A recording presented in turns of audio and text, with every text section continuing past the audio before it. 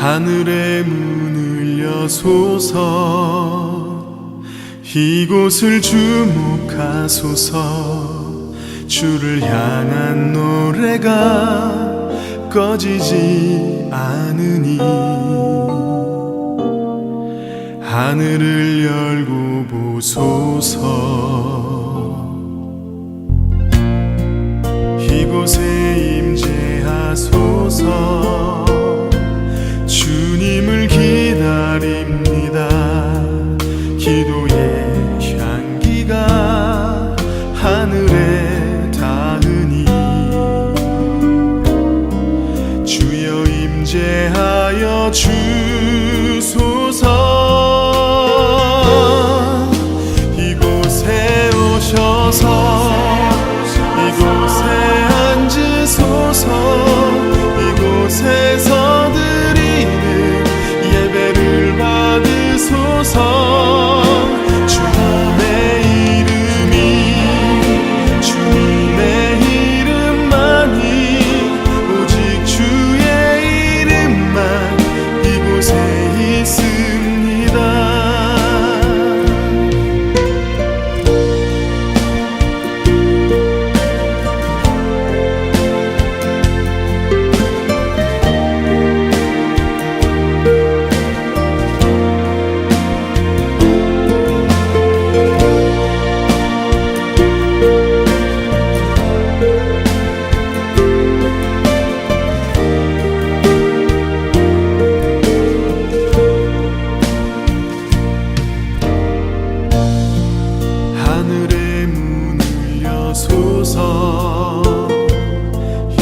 이곳을 주목하소서 주를 향한 노래가 꺼지지 않으니 하늘을 열고 보소서 이곳에 임재하소서 주님을 기다립니다 기도의 향기가 하늘에 닿으니 주여 임재하여 주소서 이곳에 오셔서 이곳에 앉으소서 이곳에서 드리는 예배를 받으소서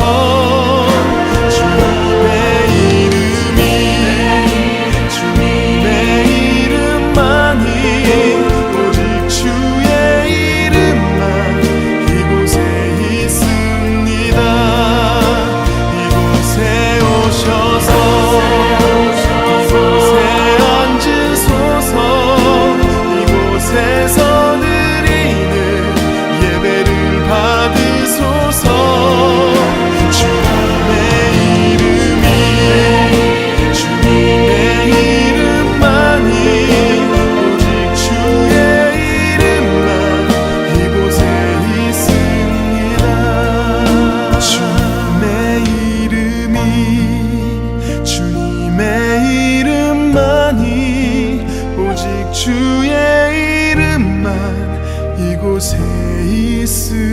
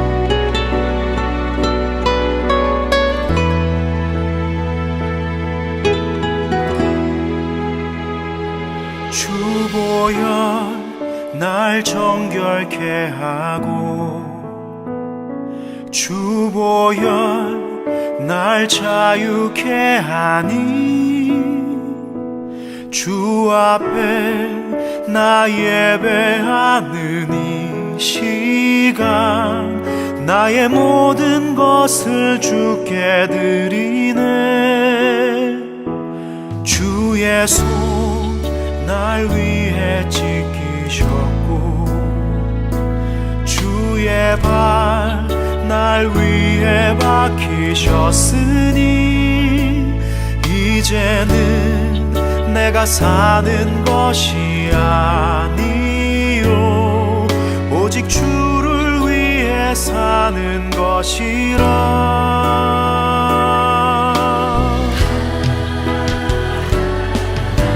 주의 손에 나의 손을 포개고 또 주의 발에 나의 발을 포개요. 나 주와 함께 죽고 또 주와 함께 살리라. 영원토록 주 위에 살리라. 주의 손에 나의 손을 포개고 또 주의 발에 나의 발을 포개요. 나 주와 함께 죽고 또 주와 함께 살리라. 영원토록 주 위에 살리라. 주 위에 살리라.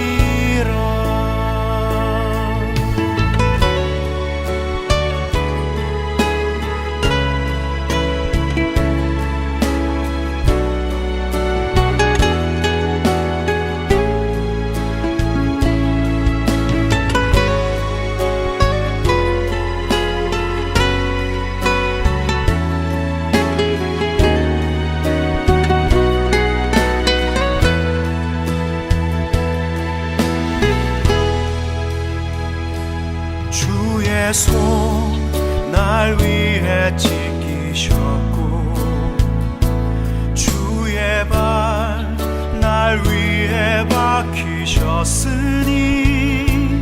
이제는 내가 사는 것이 아니요 오직 주를 위해 사는 것이라.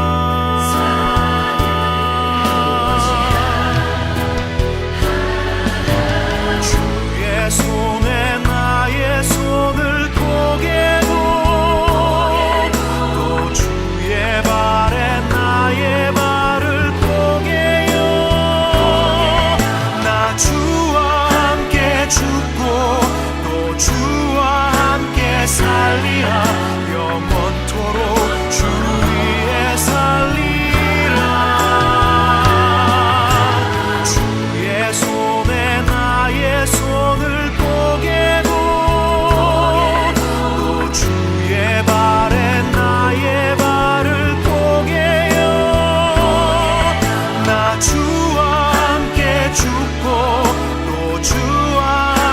살리라.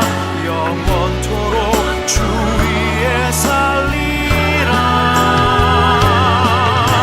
주의 손에 나의 손을 포개고 또 주의 발에 나의 발을 포개요. 나 주와 함께 죽고 또 주와 함께 살리라. 영원토록 주 위에 살리라. 주 위에 살리라.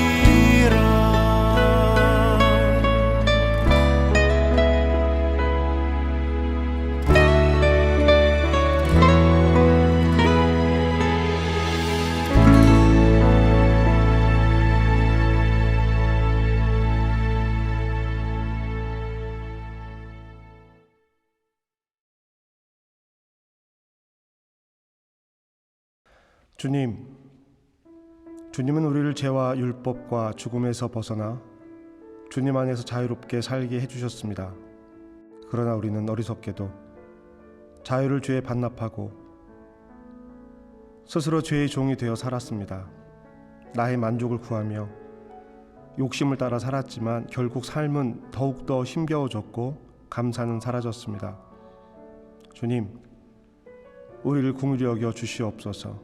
이제는 주님보다 나 자신을 앞세우는 어리석음을 범하지 말게 하시고 늘 주님 안에서 자유롭게 살아가게 하여 주시옵소서.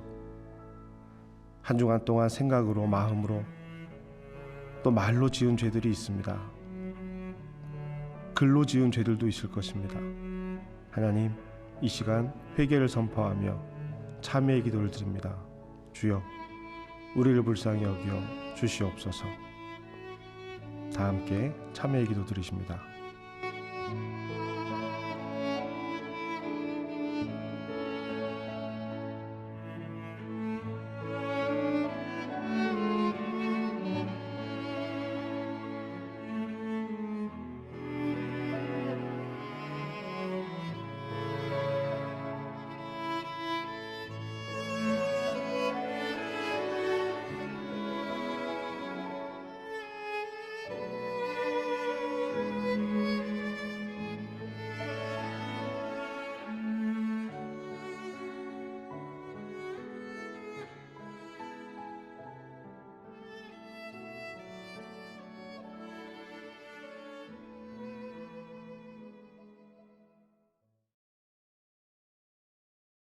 진실한 마음으로 회개한 자에게 주시는 주님의 위로의 말씀을 들으십시오. 그러나 보라, 내가 이 성읍을 치료하며 고쳐 낫게 하고 평안과 진실이 풍성함을 그들에게 나타낼 것이며 내가 유다의 포로와 이스라엘의 포로를 돌아오게 하여 그들을 처음과 같이 세울 것이며 내가 그들을 내게 범한 그 모든 죄악에서 정하게 하며 그들이 내게 범하며 행한 모든 죄악을 사할 것이라. 아멘.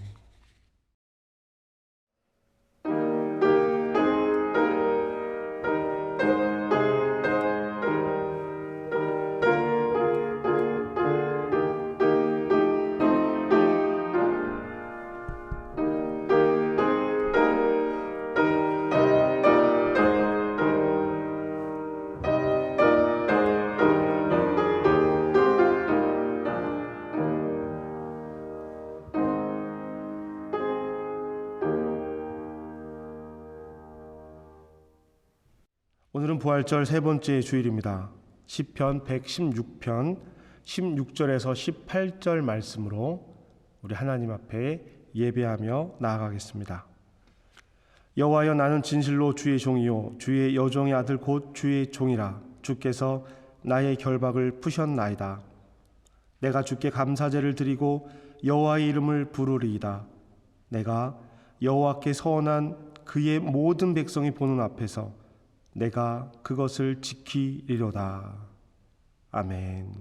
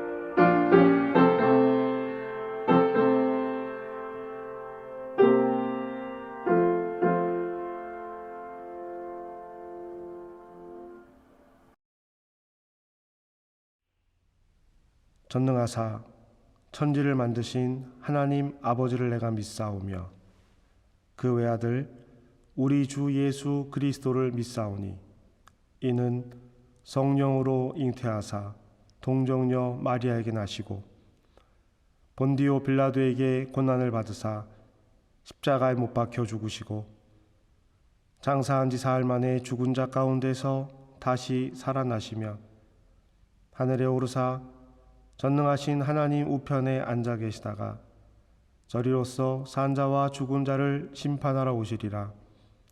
성령을 믿사오며 거룩한 공회와 성도가 서로 교통하는 것과 죄를 사하여 주시는 것과 몸이 다시 사는 것과 영원히 사는 것을 믿사옵나이다. 아멘.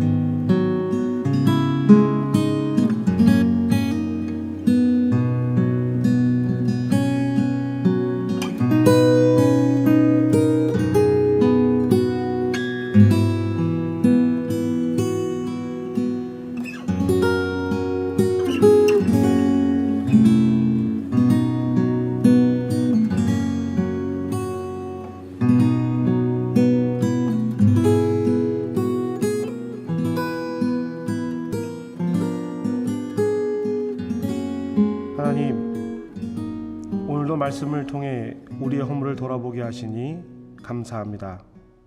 우리의 마음을 아프게 찌른 말씀을 외면하지 않겠습니다.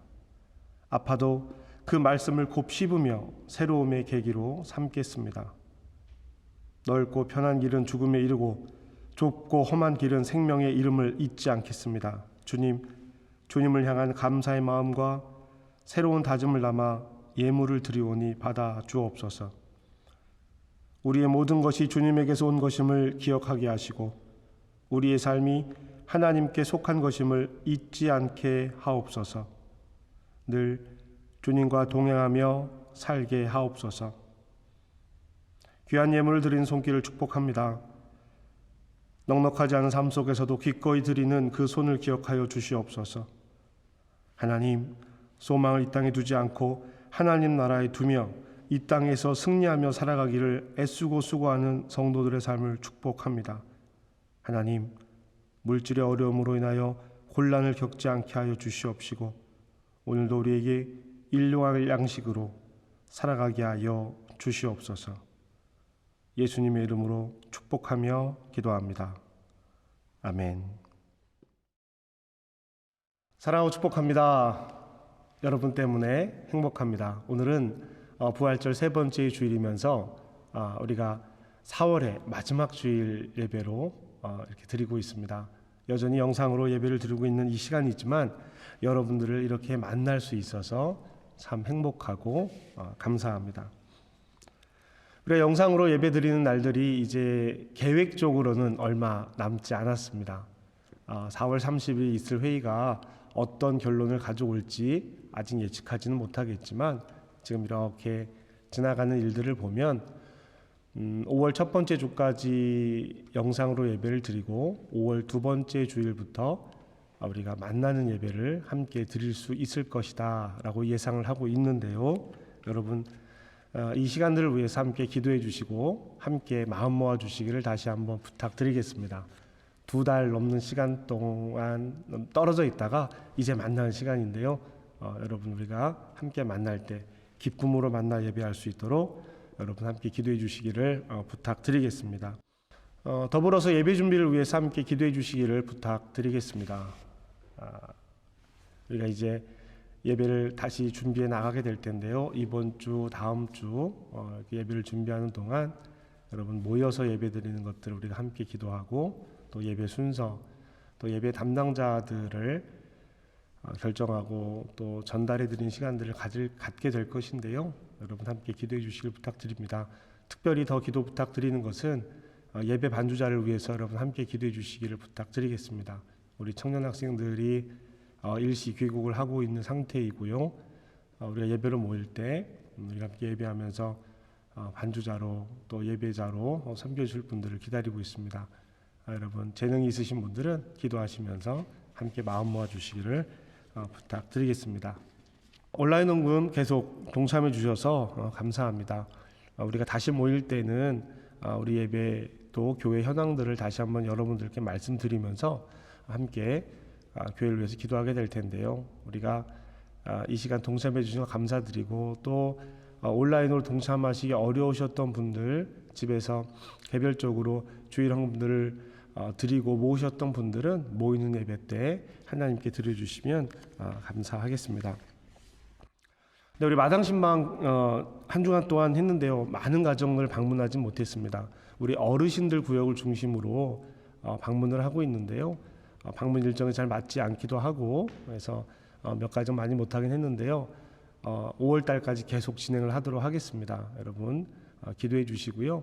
우리 1구역, 2구역을 중심으로 해서 진행된다라고 하는 것 기억해 주시고 여러분에게 동참해 주시기를 부탁드리겠습니다.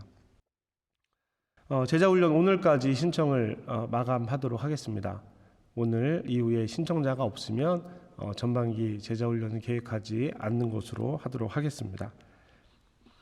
우리 그동안 우리 한민교회에서 신앙생활하며 공부를 독일어 공부를 하던 양보미 청년이 한국으로 귀국하기를 결정을 했습니다. 여러 가지 어려운 일들, 이런 주변 환경의 어려운 일들이 귀국을 결정하게 한 것 같은데요. 주일 오늘 예배드리는 이 시간 귀국하게 되는데 여러분 기억하시는 분들 기도해 주시기를 부탁드리겠습니다.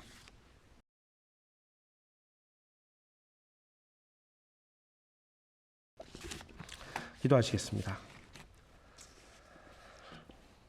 사랑의 나눔이 있는 곳에 하나님께서 계십니다. 하나님, 봄날의 온기를 받아 산과 들의 생명은 푸르고 아름답게 피어나는 이때 우리는 여전히 어려운 가운데 머물러 있습니다. 날들이 많이 풀리고 사람들도 이제는 좀 많이 움직이는 것 같기는 하지만 여전히 함께하는 삶은 시작되지 못하고 있는 것을 보게 됩니다. 주님, 나무와 꽃이 태양을 바라보듯이 우리도 주님을 바라봅니다. 주님, 우리의 영혼에도 지금 이 시간 지나 푸른 생명의 기운이 감돌게 하시고 우리 안에 있는 하나님의 형상이 아름답게 피어나게 하여 주시옵소서. 시리와 좌절 속에 엠마오로 가던 제자들이 주님을 만나서 가슴이 뜨거워졌습니다. 다시 소망을 품게 되었습니다. 이처럼 이 어려운 때를 지나는 우리들이 주님을 만나 뜨거운 마음으로 주님께서 맡기신 일을 감당하며 그 신앙의 열정들을 회복하게 하여 주시옵소서. 일터 있는 이들이 있습니다. 하나님, 그 삶을 지켜주시고 그 가운데 동행하여 주시옵소서. 노년의 삶을 돌보시고 여전히 힘들고 어려운 일들이지만 그 마음에 평화를 주시고 또 건강으로 지키시고 인도하여 주시옵소서. 귀국하는 양보미 청년을 위해서 기도합니다. 하나님, 우리 함께 했던 시간들이 이곳에서 예배했던 시간들이 그 삶의 또 하나의 기회가 될 수 있게 해주시고 한국으로 귀국해서도 또 준비하고 계획하는 일들이 하나님 안에서 잘 이루어져 갈 수 있도록 주님 인도하시고 함께하여 주시옵소서.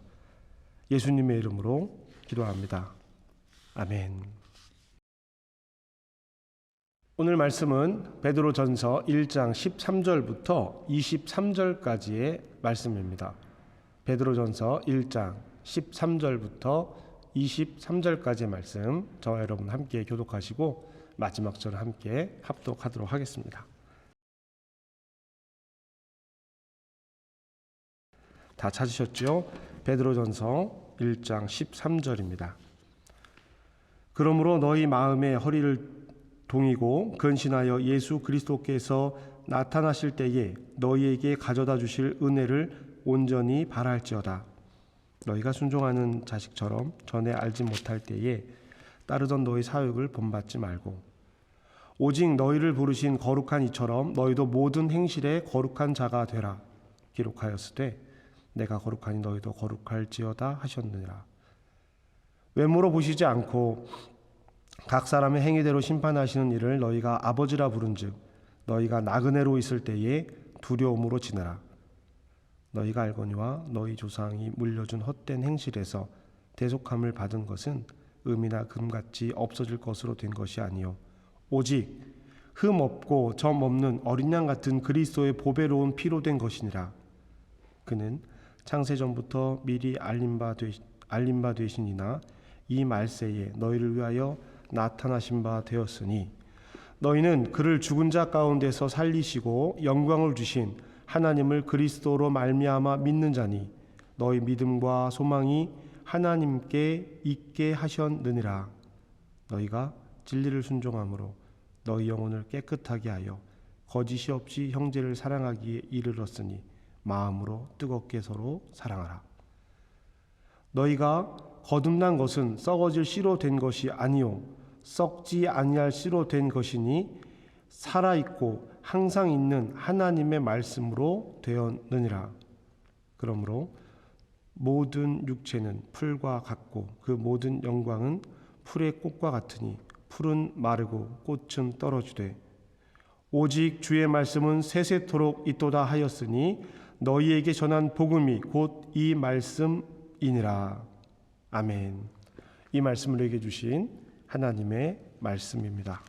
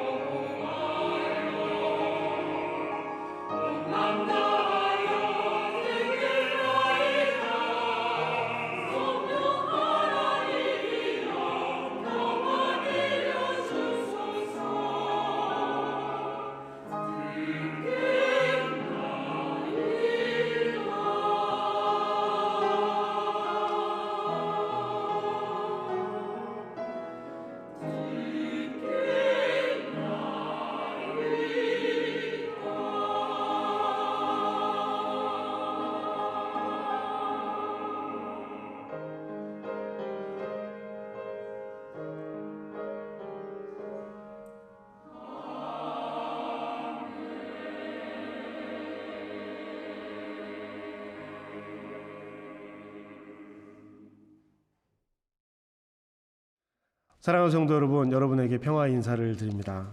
하나님 우리 아버지와 주 예수 그리스도로부터 은혜와 평강이 있기를 원하노라. 아멘. 지난주 우리는 베드로전서의 말씀을 시작하면서 나그네라는 주제어를 잡았습니다.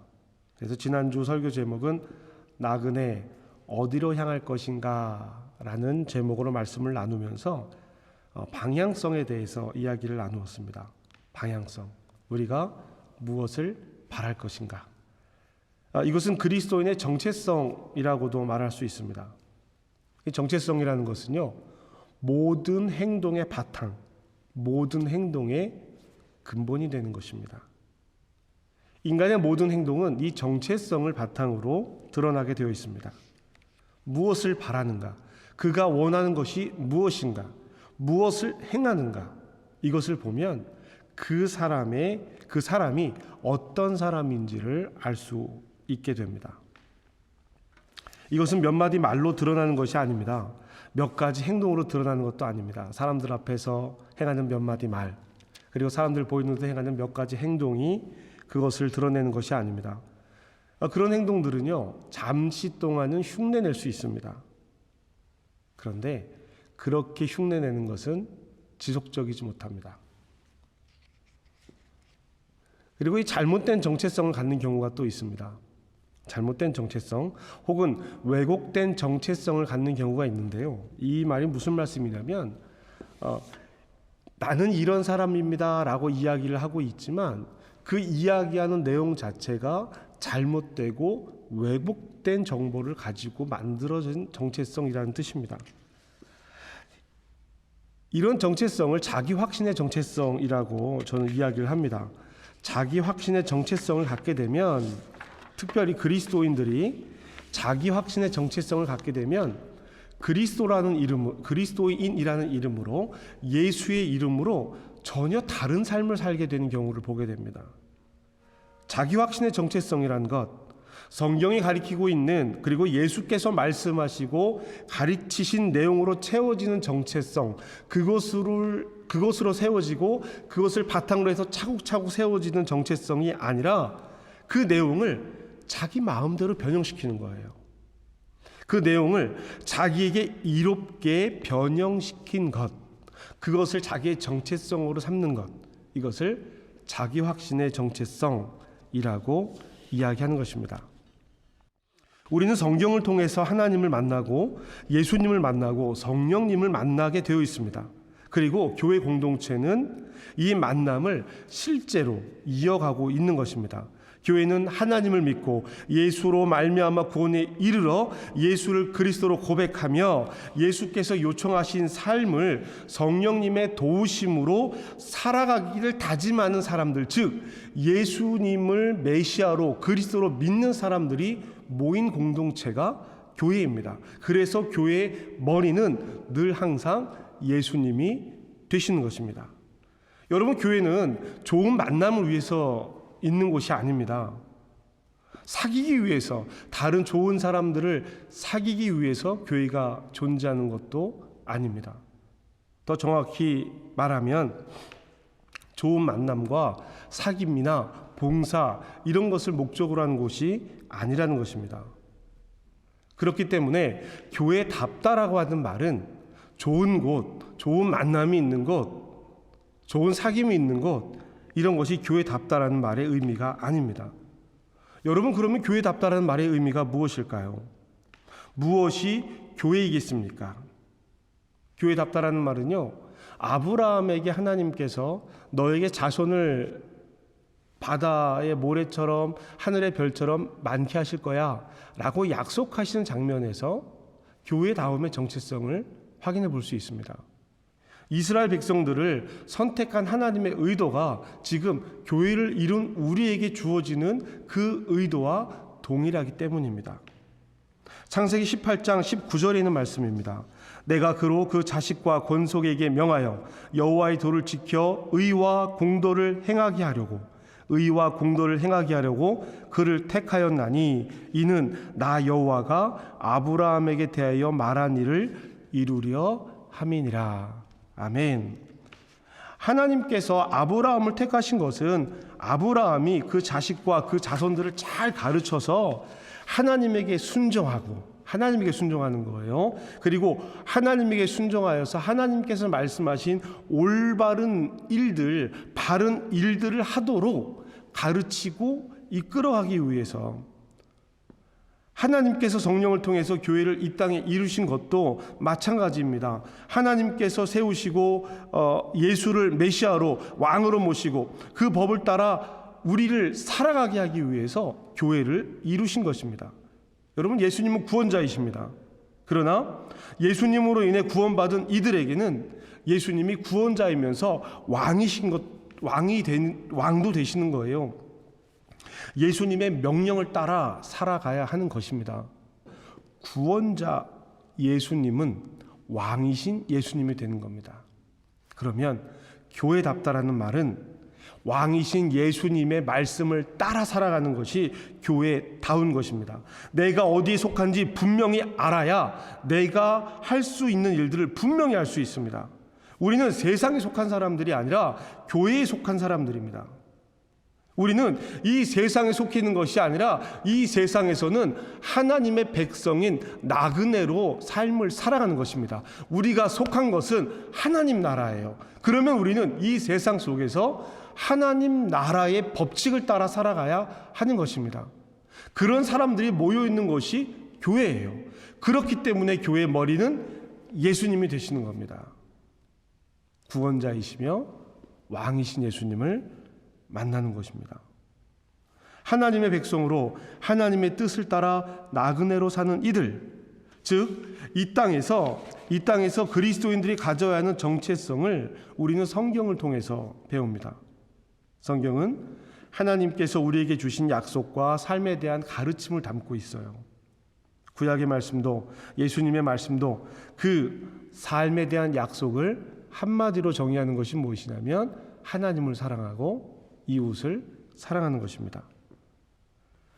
이 땅에 하나님께서 모습을 보이셨을 때 모세를 통해서 이스라엘 백성들에게 나는 나다라고 하면서 그 모습을 드러내시고 이스라엘 백성들을 애굽 땅에서 끌어내실 때 말이죠. 이때 처음 율법을 주셨습니다. 십계명이에요. 이 십계명은 우리 그리스도인들이 가져야 하는, 하나님을 향해서 가져야 하는, 그리고 하나님께서 우리에게 요청하는 삶의 내용들을 고스란히 담고 있습니다.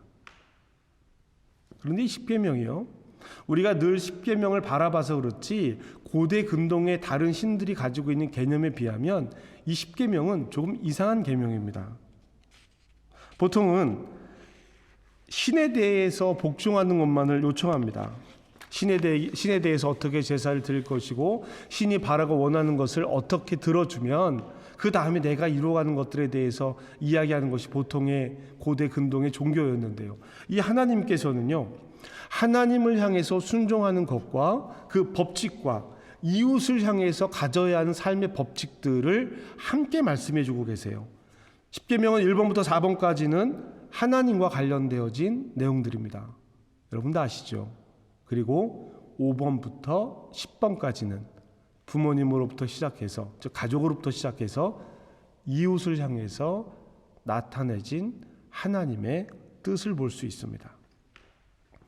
제사만 잘 드리면 되는 것이 아니라 생활 속에서 어떻게 살아야 하는지에 대해서 분명하게, 이웃을 향해서 어떻게 살아야 되는지에 대해서 분명하게 이야기하고 있는 것입니다.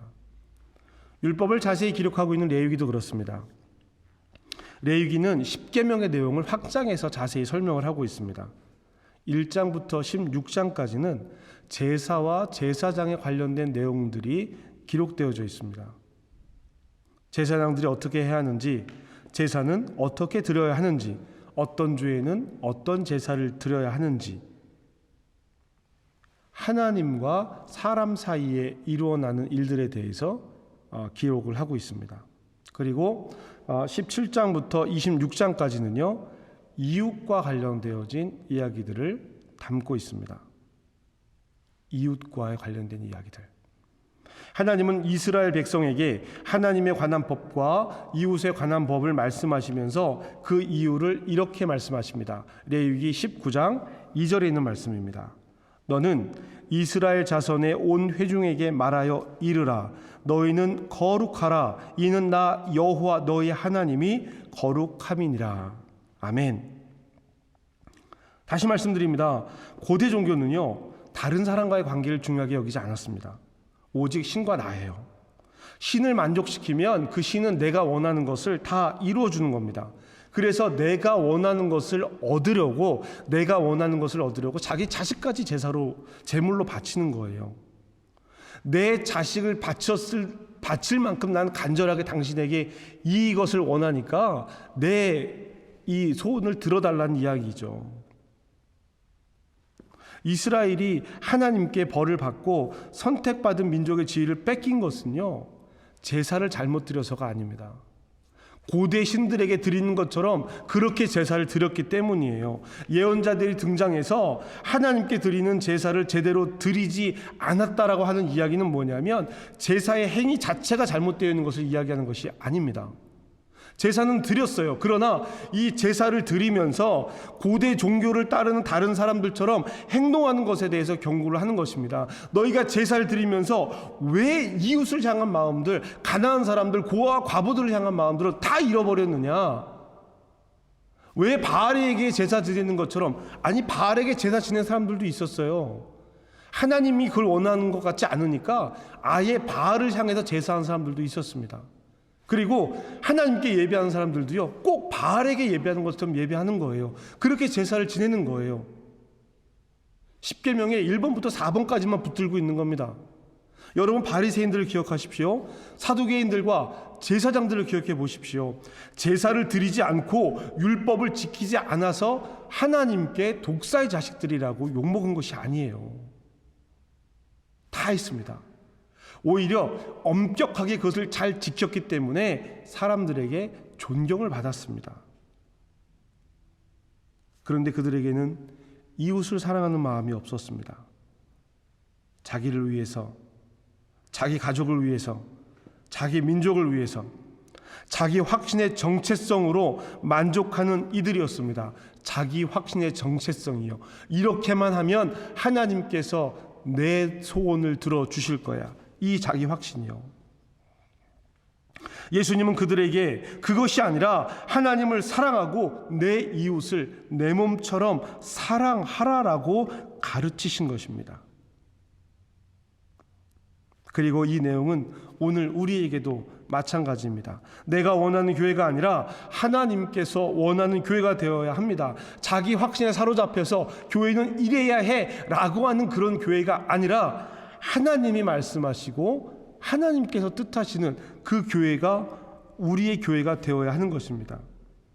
여러분, 교회는요, 제자가 되기 위해서 어떠한 희생이 따르는지를 알고 그 희생의 값을 기꺼이 지불하는 사람들이 모인 곳이 교회 공동체입니다. 기꺼이 지불하는 사람들이요. 베드로는 이 믿음 안에 있는 사람들을 나그네라고 부르고 있는 것입니다. 여호와 안에 있어 거룩한 이들을 나그네라고 부르는 것입니다. 그 희생을 기꺼이 거주민이 되지 않고 나그네로 살면서 그 희생을 기꺼이 치르고 있는 그들의 이름이 나그네입니다. 그리고 그들에게 산 소망을 말합니다. 불로 연단하나 없어질 금이나 은보다 더 귀한 믿음을 이야기합니다. 칭찬과 영광과 존귀를 말합니다. 영원한 구원을 말합니다. 나그네로 본향을 향해 어떤 삶을 살아야 하는지에 대해서 말합니다. 어떻게 살아가야 할 것인가? 이제 우리는 이 어떻게 살아가야 할 것인가 라고 하는 주제를 붙들어야 합니다. 어디를 향할 것인가 라고 하는 주제는 명확해졌어요. 그러면 그 어디를 향한 그 정체성, 어떻게 살아갈 것인가 라고 하는 질문이 오늘 저와 여러분 앞에 놓여 있는 것입니다. 베드로는 흩어진 나그네에게 말합니다. 베드로전서 1장 13절부터 15절입니다. 오늘 본문 말씀인데요, 함께 읽도록 하겠습니다. 시작. 그러므로 너희 마음의 허리를 동이고 근신하여 예수 그리스도께서 깨어나실 때에 너희에게 가져다 주실 은혜를 온전히 바랄지어다. 너희가 순종하는 자식처럼 전에 알지 못할 때에 따르던 사욕을 본받지 말고 오직 너희를 부르신 거룩한 이처럼 너희도 모든 행실에 거룩한 자가 되라. 아멘. 베드로는 나그네들에게 마음의 허리를 동이고 근신하고 순종하는 자식처럼 전에 알지 못하던 때에 따르던 모든 일을 본받지 말고 예수께서 다시 나타나실 때 가져다 주실 은혜를 바라면서 모든 행실에 거룩한 사람이 되라고 말하고 있습니다. 모든 행실에 거룩한 사람. 거룩은 구별되어서 하나님을 닮아가는 거예요. 여러분, 그리스도인의 정체성은 쉽게 즉시 만들어지지 않습니다. 은혜로 그 문에 들어서는 일들은 순간의 일로 일어날 수 있습니다. 그러나 은혜의 문에 들어섰다라고 해서 모든 것이 끝나는 것이 아닙니다. 이때부터 이전의 습관을 버리고 이전의 일을 버리고 사욕을 본받지 말고 모든 행실에 거룩한 자가 되어야 하는 겁니다. 모든 행실에 거룩한 자요. 여러분, 거룩은 순간적으로 이루어지는 사건이 아닙니다. 거룩해져가는 과정이에요. 과정. 그래서 하나님의 뜻을 찾는 일에는 노력과 훈련이 필요한 겁니다. 나는 노력하지 않고 나는 훈련하지 않으면서 나는 거룩해져 갈 수 있다? 교만입니다. 그럴 수 없습니다. 이 노력과 훈련을 통해 세상의 도전에 맞서고 극복하는 경험을 쌓아야 합니다. 이렇게 쌓인 신앙이, 이렇게 쌓인 경험이 우리를 거룩하게 만들어가는 거예요. 달면 삼키고 쓰면 뱉는 태도를 가지고는 거룩한 신앙인이 될 수 없습니다. 달아도 써도 그것이 신앙의 길이라면, 거룩해지는 길이라면 삼켜내야 하는 것입니다. 신앙이 무엇인가를 묻는 것이 아니라 어떻게 신앙인으로 살아가야 하는가를 묻는 것이어야 합니다. 어떻게 살아갈 것인가? 그리스도인은, 진정한 그리스도인은 믿는 대로 사는 사람들이에요. 믿는 대로 사는 사람들. 그렇기 때문에 제대로 믿어야 합니다. 자기 확신의 정체성으로 살아가면 안 되는 거예요. 제대로 믿고 제대로 살아가야 합니다. 그러기 위해서 훈련과 경험들이 필요한 것입니다. 노력들이 필요한 것입니다. 성경을 그저 상식 수준에서 읽는다면 자기를 만족하는 방식으로밖에 읽을 수 없습니다. 내가 읽는 것이 아니라 성경이 나를 읽게끔 해야 합니다. 성경의 생각이 나의 생각을 읽어서 하나님께서 아브라함에게 말씀하신 것처럼 의와 공의로 살아가는 것을 우리가 경험해야 하는 것입니다. 베드로도 레위기의 말씀을 그대로 인용하고 있습니다. 내가 거룩하니 너희도 거룩할지어다. 이 말씀은 권유의 말씀이 아닙니다. 여러분, 한번 거룩해져 보실래요? 사랑하는 여러분, 거룩해지면 어떻겠어요? 여러분, 신앙생활하면서 교회 다니면서 한 번쯤은 거룩해져야 되지 않겠습니까? 라고 이야기하는 것이 아닙니다. 거룩은 명령입니다. 부탁의 이야기가 아니에요. 많은 사람들이 예수를 만났다고 하면서 자기 삶에는 변화를 갖지 않습니다. 종교인으로서 종교 행위에는 변화가 있을지 모릅니다. 더 열심히 예배드리고 더 많은 봉사에 참여하고 더 많은 교회 일을 할지는 몰라요. 그러나 살아가는 삶의 자리에서 삶이 변하지 않습니다. 삶의 별다른 변화가 없으면서도, 삶의 변화를 일으키려 하지 않으면서도 여전히 자신이 예수님과 깊은 관계를 가지고 있다라고 착각하는 거예요. 베드로는 그것을 경계하고 있습니다. 나그네들이 나그네로 살아야 할 땅에서 거주민이 되지 말라라고 이야기하고 있는 것입니다. 17절 말씀입니다. 함께 읽겠습니다. 17절 시작. 외모로 보시지 않고 각 사람의 행위로 심판하시는 이를 너희가 아버지라 부른즉 너희가 나그네로 있을 때에 두려움으로 지내라. 아멘. 베드로가 나그네들에게 이야기합니다. 십자가의 예수 때문에, 죄에서 구원받았기 때문에 그 삶을 살 수 있는 나그네들입니다. 그 믿음이 없다면 어떻게 그렇게 나그네로 살아갈 수가 있겠습니까? 예수님입니다. 예수님 때문에 나그네가 된 이들에게 베드로가 다시 한번 예수님의 이야기를 전하고 있습니다. 조상들이 우리에게 물려준 헛된 행실, 구약은 하나님은 사랑하지만 이웃을 사랑하지 않는 사랑은 거짓되고 가증한 것이라고 가르치고 있습니다. 예언자들이 그렇게 말합니다. 예수님도 그 말씀으로 가르치십니다. 하나님은 사랑하지만 이웃을 사랑하지 않는다? 이것은 거짓입니다. 그 행실에서 구원받는 길은 예수님의 십자가입니다. 오직 흠 없고 점 없는 어린 양 같은 그리스도의 보혈입니다. 아멘. 그렇게 구원받은 우리가 무엇을 따라 살아가야겠습니까? 행실과 그 잘못된 것으로 인해서 죄악을 물려받은 우리들이 예수 그리스도의 보혈로 죄 씻음을 받고 구원을 얻었는데, 우리가 무엇을 따라 살아가야 하겠습니까? 썩어 없어질 구습을 따라야 하겠습니까? 아니면 우리의 생명 되시고 생명 주시는 예수님을 따라 살아가야 하겠습니까? 우리가 구하고 바라는 모든 것들이 예수님을 통해서, 예수님께서 가르치신 길을 통해서 이루어져야 하고 다가서야 합니다. 십자가의 길은 효과적이기 때문에 우리가 따르는 것이 아닙니다. 우리가 죄에서 구원받고 예수 그리스도를 따르는 삶에 효과적이기 때문에 십자가의 길을 따르는 것이 아니라, 그 길이 참이고 진리이기 때문에 그 길을 따르는 거예요. 그리고 그것이 참이고 진리라고 믿는다면 그 삶을 살아야죠. 그것으로 구원에 이르렀기 때문입니다. 그리고 그 구원받은 자의 삶은 사랑입니다. 사랑. 구원의 증거가 사랑이에요.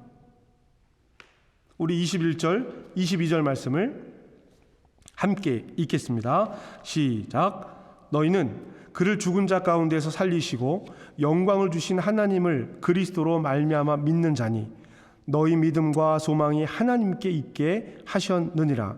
너희가 진리를 순종함으로 너희 영혼을 깨끗하게 하여 거짓이 없이 형제를 사랑하기에 이르렀으니 마음으로 뜨겁게 서로 사랑하여라. 아멘.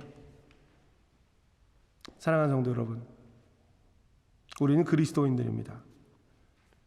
그리스도인은 이 땅의 나그네입니다. 우리의 소망이 하나님에게 있습니다. 진리에 순종함으로 영혼을 깨끗하게 하여 거짓 없이 형제를 사랑하기에 이르는 것입니다. 하나님 앞에서 예배하는 모습과 다른 사람들을 대하는 태도가 다릅니까? 회개해야 합니다. 여러분, 교회는 고객을 만족시키는 그런 곳이 아닙니다.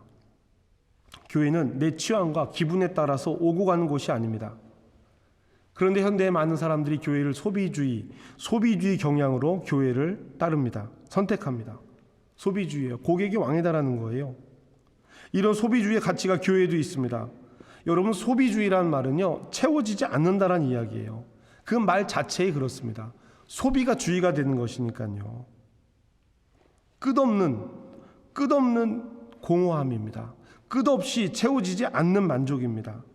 소비주의를 따르는 신앙은 교회도 내 마음에 드는 곳, 내가 원하고 내가 듣고 싶은 이야기가 있는 곳을 찾습니다. 그리스도인이 소비주의의 삶을 살지 않으려면 끊임없이 기도해야 합니다. 이 기도도 소비주의를 충족하는 기도가 아니에요. 하나님, 나 이것으로 채워주세요. 나 이것을 더해주세요. 라고 하는 기도가 아닙니다. 예배의 훈련을 통해 나의 욕망을 하나님 앞에 드러내는 것이 아니라 나의 욕망을 하나님의 이름으로 제거하는 것입니다. 그래야 회개가 일어납니다. 23절 말씀 함께 읽겠습니다. 23절입니다. 시작. 너희가 거듭난 것은 썩어질 씨로 된 것이 아니요 썩지 아니할 씨로 된 것이니 살아있고 항상 있는 하나님의 말씀으로 되었느니라.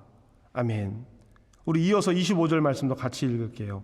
25절 함께 읽겠습니다. 시작.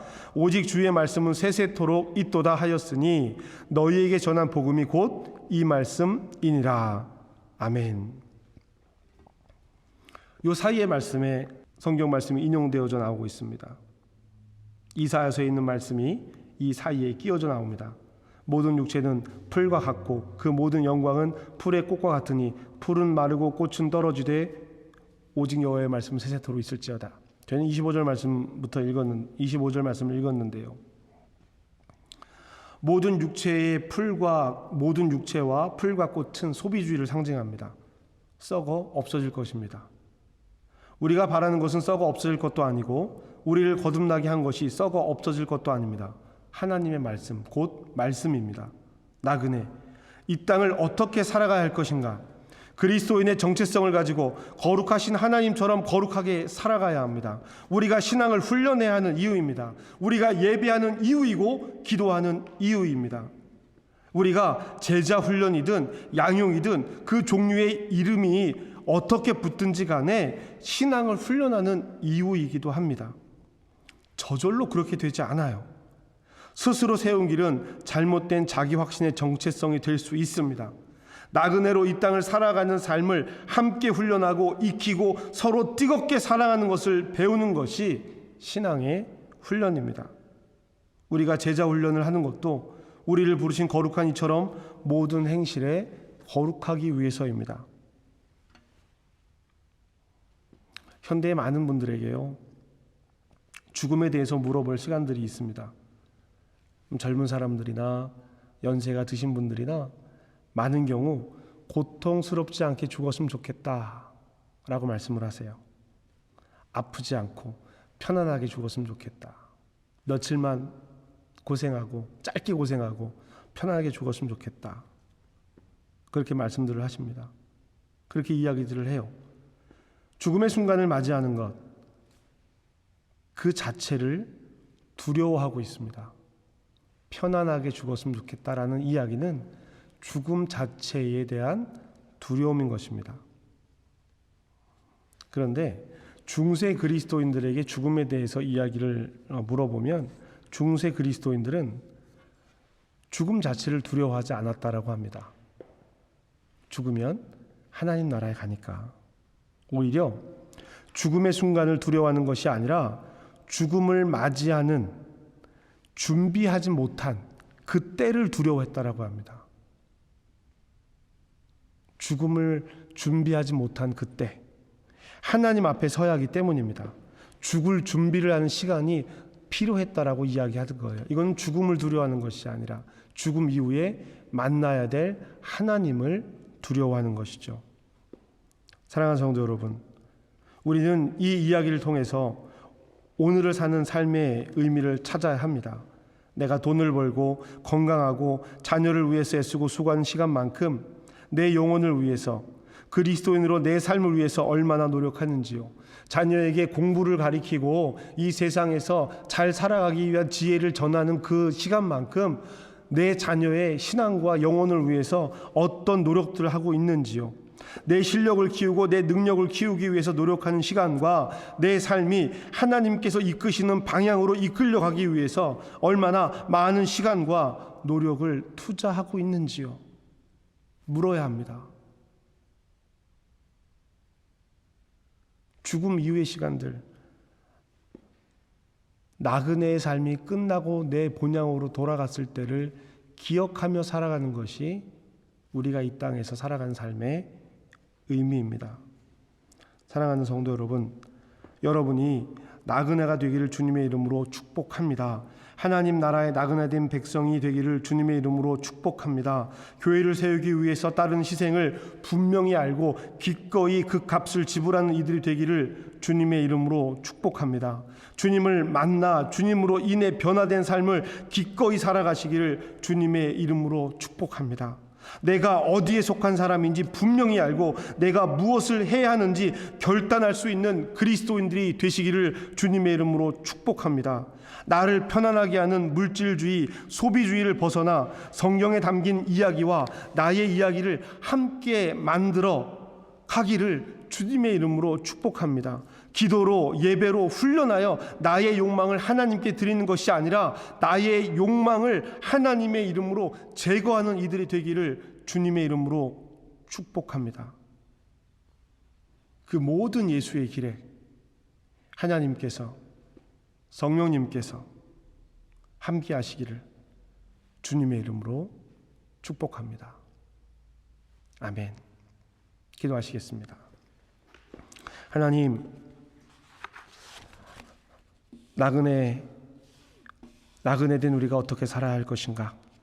오늘 말씀을 통해서 다시 한번 돌아보게 됩니다. 주님, 우리를 결단하게 하시고 내가 거룩하니 너희도 거룩하라 라고 말씀하신 그 말씀을 따라 이 땅에서 거룩한 사람으로 살아가기를 애쓰고 수고하고 노력하는 사랑하는 성도들의 삶이 되기를 주님 간구합니다.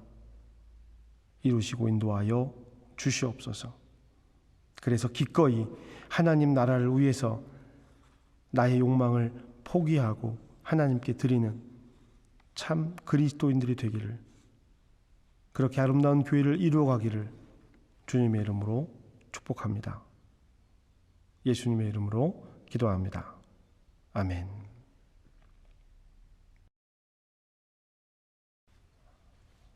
사랑하는 성도 여러분, 오늘도 우리가 이렇게 영상으로 함께 예배를 드렸습니다. 우리가 이렇게 함께 예배하는 이 시간, 오늘 또 영상을 촬영하면서 다시 한번 여러분들의 삶의 자리를 떠올려보고 기억하며 기도하게 됩니다. 여러분, 우리가 이제 곧 만나게 될 텐데요, 여전히 거리를 두고 만나야 할지도 모릅니다. 그러나 그 거리 가운데 우리 마음의 거리들은 하나도 있지 않기를, 조금도 남아있지 않기를 그렇게 기대하고 소망하고 있습니다. 말씀을 준비하고 말씀을 녹화하면서 늘 여러분들의 삶을 떠올려 봅니다. 여러분, 우리가 함께 이 땅에서 하나님 나라의 나그네 된 백성으로 살아가면서 서로에게 힘이 되고 격려가 되고 의지가 되기를 그렇게 기대하고 부탁드립니다. 여러분, 사랑하고 축복합니다. 우리의 삶이 하나님께서 늘 동행하는 삶이 되기를 주님의 이름으로 축복합니다.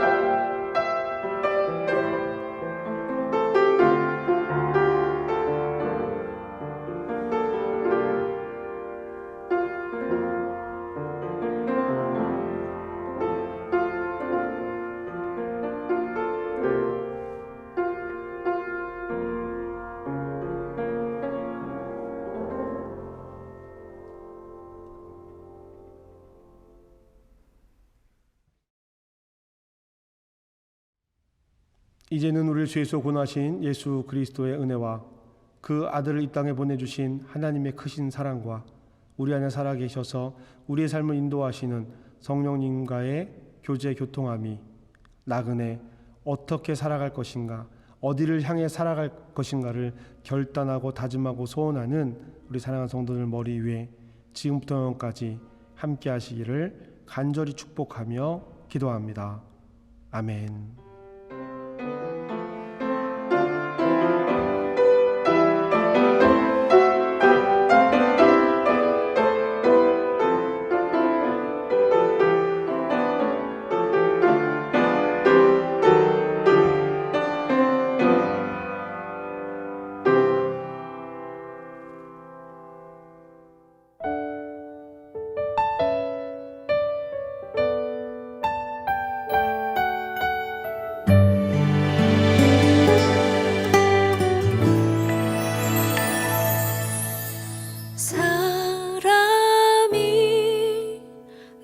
넘치기보다 사랑이 넘치는 교회